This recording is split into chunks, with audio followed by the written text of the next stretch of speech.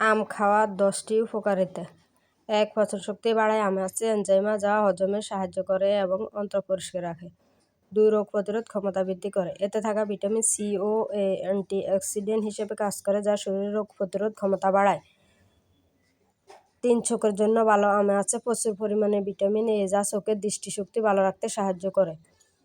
4. ত্বকের সৌন্দর্য বৃদ্ধি করে। এতে থাকা বিটা ক্যারোটিন ত্বকের উজ্জ্বল ও কোমল করে। 5. রক্ত পরিষ্কার করে। আম শরীরের অপ্রয়োজনীয় টক্সিন দূর করতে সাহায্য করে এবং রক্ত পরিশোধন করে।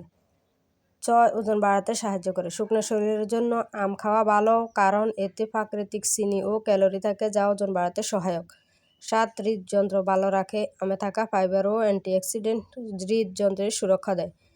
8. রক্ত স্বল্পতা প্রতিরোধ করে। এতে থাকা আয়রন রক্তের হিমোগ্লোবিন মাত্রা বাড়াতে সাহায্য করে। 9. স্ট্রেস কমায়। আমে থাকা ভিটামিন B6 মস্তিষ্কের স্নায়ু শান্ত রাখে এবং মানসিক চাপ কমায়।